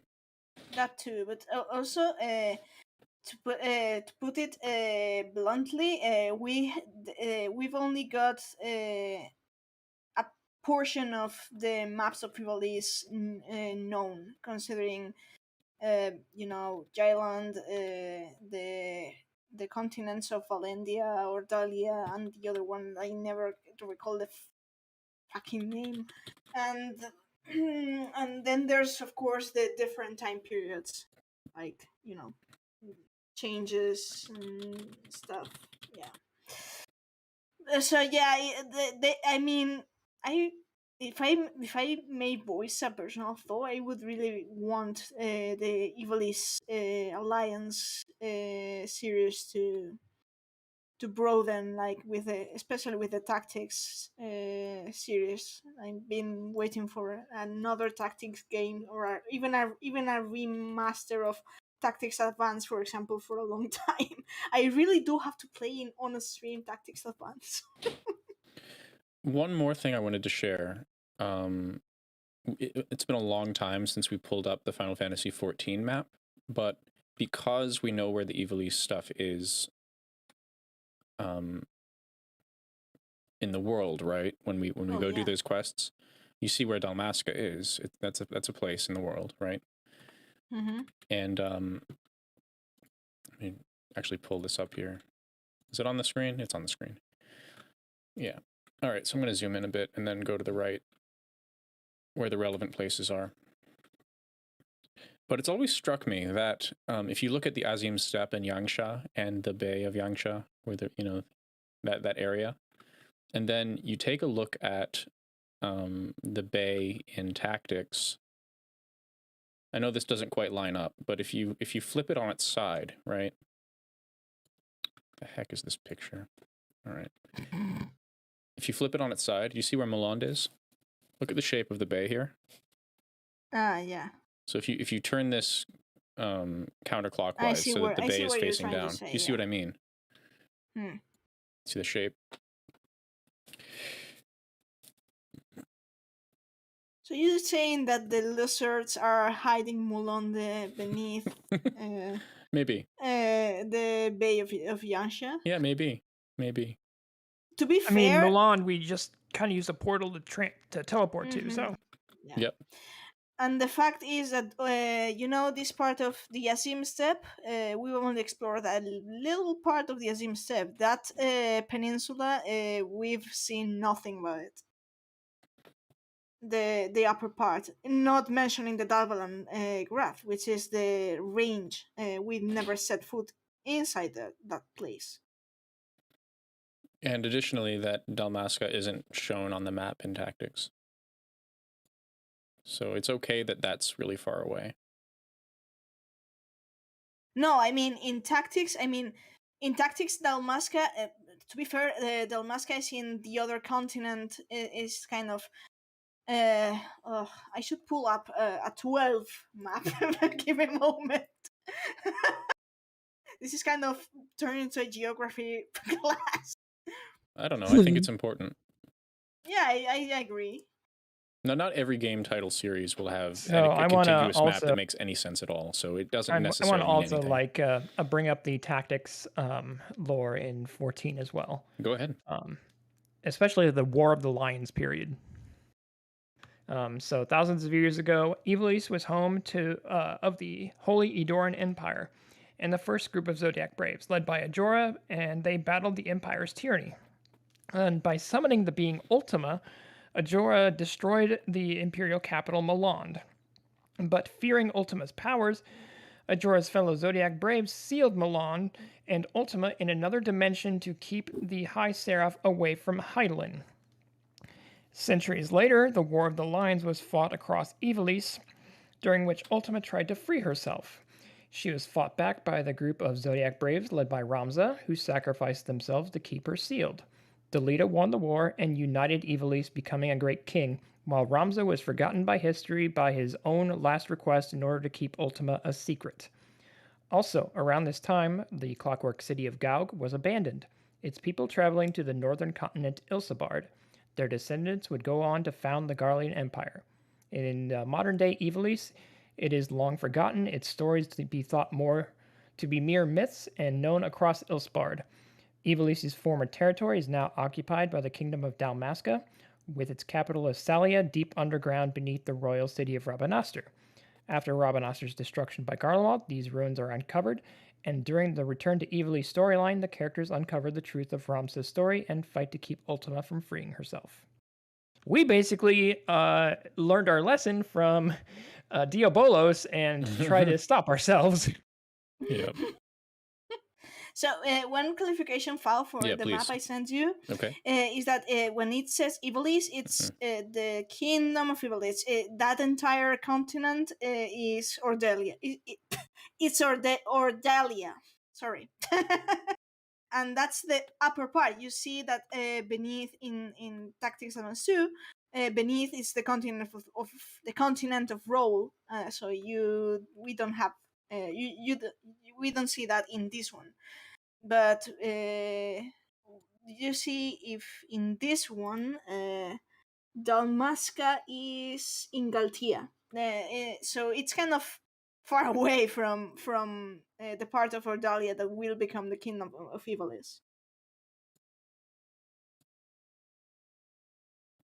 In other news, hey guys, it's Europe.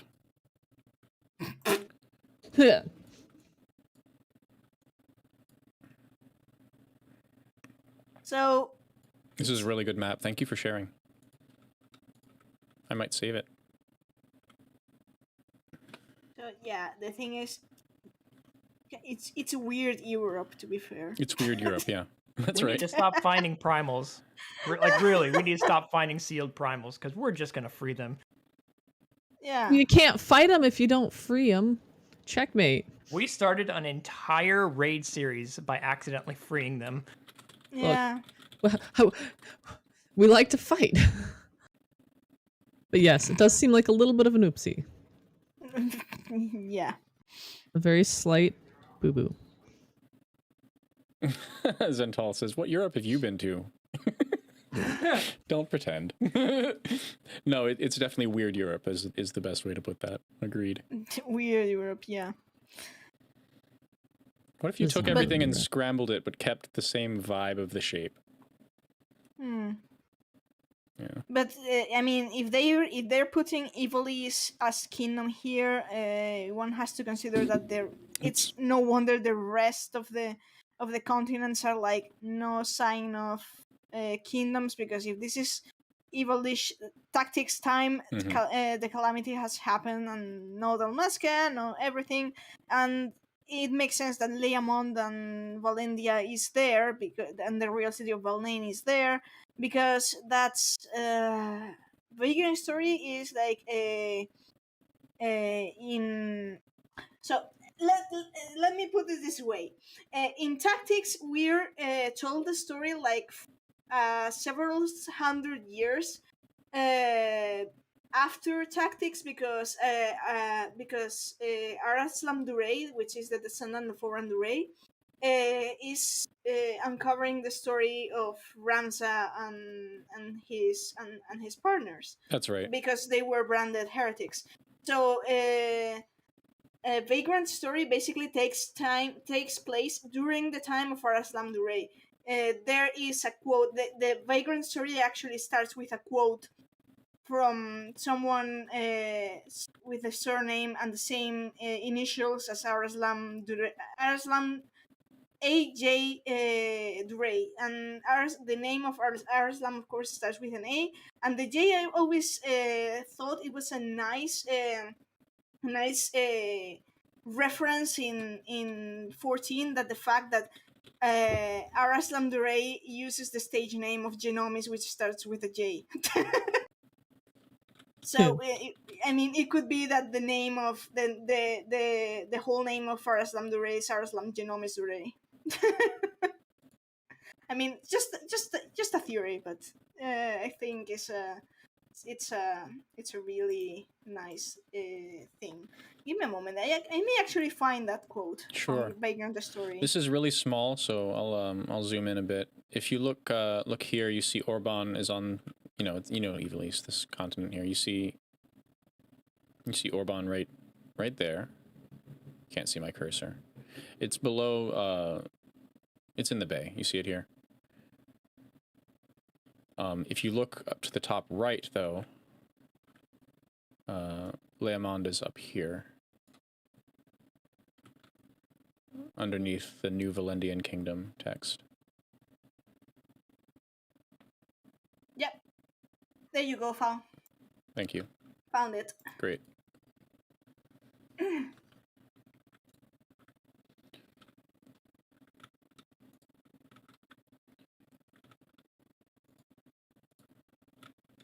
There you go. The body That's the is but a portrayal. vessel for the soul, a puppet which bends to the soul's tyranny, and lo, the body is not eternal, for it must feed on the flesh of others, lest it return to the dust whence it came.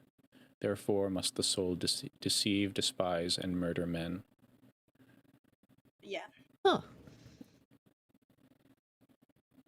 Al-Aslam Genomus Durai. Thank you for acknowledging me. So yeah, I think it's basically a kind of at least solid grounds to think that Vagrant Story happens like with more or less 500 years after Tactics, when it's Arslan's Story time, and of course the Ivalice in that time is of course more advanced than the Tactics society is. That's for sure. And then we would go into Final Fantasy Tactics advancing which to the point that the town, the world has changed to the point that any reference to Ivalice is reduced to it's reduced to the town of Saint Ivalice.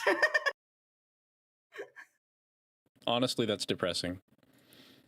Fair, yeah.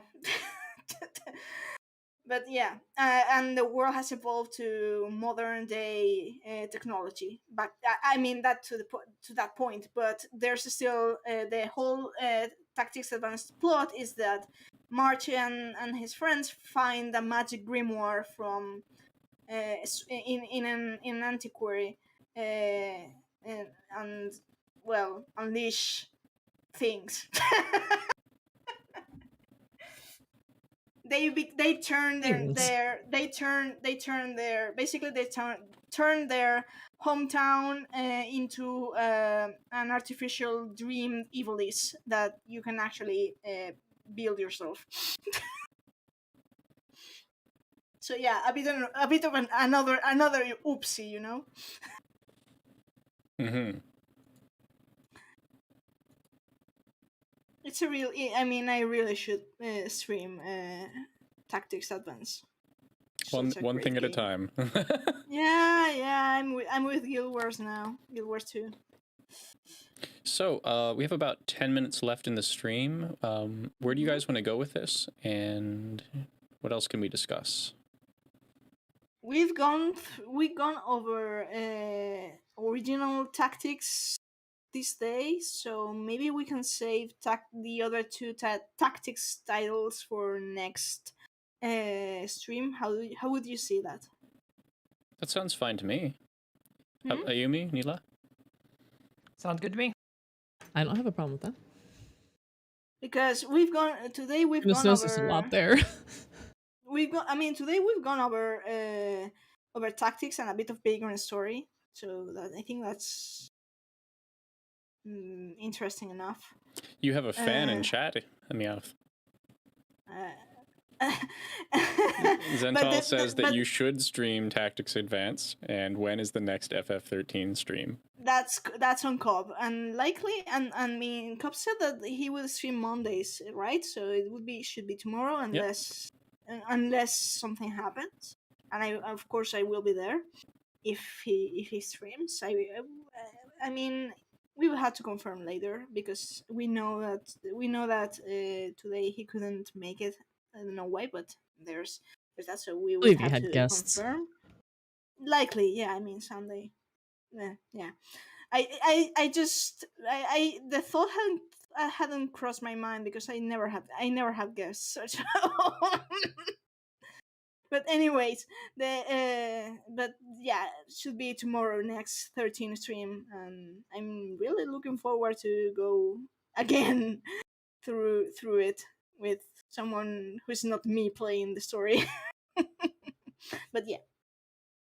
And then, well, we got the Guild Wars 2 stream on Thursday. Thursday. I mean, Guild Wars 2 stream depends on you. Actually, I mean, I could stream anytime I wanted, but if you're going to hop into the ride, then I have to adapt to you, not the other way. Since I'm the only European here. Be there. Okay, Maybe. that's be Thursday, of course, again at 2 a.m. my time, but reasonable time for you, the other side of the ocean. Sorry, let me paddle across in order to get to your time. I mean, all I'm saying it's that because I'm the only European here, it's easier, quote unquote, to me to adapt to you because you guys are legion and I'm just one human. Okay. Gotta avoid the icebergs first. It's a bit of a But back yes. tangent, but I wanted to say in Vagrant's story, the city is racked by earthquakes. So that matches up with that timeline that you read earlier. Yeah. Mm-hmm. And then on Friday, we will do another Assassin's Creed stream. Mm-hmm. So basically, Guild Wars is the Guild Wars streams depend on Ayumi and Ayumi's availability. I don't know if I pronounced that word correctly. You did. Okay, thank you. But because he's our social manager, he will be kind enough to tell you when he's available, and Yes. by extension, when I am available. So there's that. And what I was going to say yes, that I'm about to buy the another part of Guild Wars Living World story just because of you, just so you know. Don't Because go if hungry. at this point, that's kind of, I mean, that's kind of inevitable. But Why don't you but finish the base one first, then we'll go. yeah, but I'm playing those chapters before because I wanted to not screw up when we go with our new character when we go over those chapters. So I'm trying to know where I'm heading into, because in Guild Wars 2 it comes a moment in which you stop worrying about how many times you wipe. It's just how many times you wipe is basically a matter of self-respect. Okay, I haven't died many times in here, I can consider myself skilled enough. But yeah, that. But yeah. In fact, we could put like something like a wipe counter in the Guild Wars stream. Hey, That if sounds it's like a lot funny, of go fun. for it. Yeah, agreed, Neela. Like if only to stomp my self-respect. Oh. Well, don't do that. And then when is your Divinity streams? True. Well, this week is crazy for me. I'm going to be out of town. I'm actually not going to be here next Sunday either. But next week I intend to try and get it all hammered out and maybe even have the first stream. So it's a matter of when we can fit everyone. I hope It will everyone's be fun. enjoying If you guys haven't seen Divinity, fantastic storyline. Yes. I hope everyone's enjoying our increased stream volume. as we play other games. Just that way we're not focusing all on one thing. You won't know us for just one thing. We don't talk about just one thing only. We are fans of many different games. Indeed. Like for example, we're all like we're all the common thread to all of us is 14, but I bet that you guys are experts on, perhaps even more experts on a different games lore than in 14. I myself, I wouldn't go so far as to call myself a lore master of 14, but I do have some reputation in 13, so I can't deny that. I mean, it feels like I don't want to sound presumptuous, but I mean it's the truth. There are a lot of other JRPGs I like to play, such as True. Persona 5. Oh gosh, I could do a Nier playthrough too. There's Nino Kuni I could play. There's Tales of series. Drakengard 3. Drakengard, yep. Yeah, there's so many good games. I'm very likely personally to stream probably Elden Ring at the end of the month for my day, although which day that will be I'm not sure, but that's my goal. I think that's what I'm going to commit to playing. Heck, even Monster Hunter, that'd be fun too with Fowl. Monster Hunter is a blast. Monster Hunter World is the only one I played after Ayumi prodded me for 2 years, and I had a lot of fun. It took that long. It literally took me that long. It legitimately did. Great game. Go play it. True. Yeah. So I think we are done. Yeah, sounds like it. So we'll plan on next week being Tactics Advance, and I know nothing about this game, so have fun. We'll be here. And yeah, we'll be back next week. So thanks all for coming. Very happy to have you all here. I'm pulling a red card on you, Fowl. Hey, listen. Do I play video games? I don't know. I don't know if I still play games. You didn't get it, but Meowth did. I did. I was about to, if I had the authority in the Discord, in that moment I would have kicked Fowl out of the voice. That's funny. Nope. I mean, because references. Oh yeah. But yes. All right. Well, I guess I'll close it out here. Had a great time, and we will be doing Ivalice Part 3 next week. Thank you all for coming. Like, follow, subscribe, share. Stay tuned. Thanks for stopping by.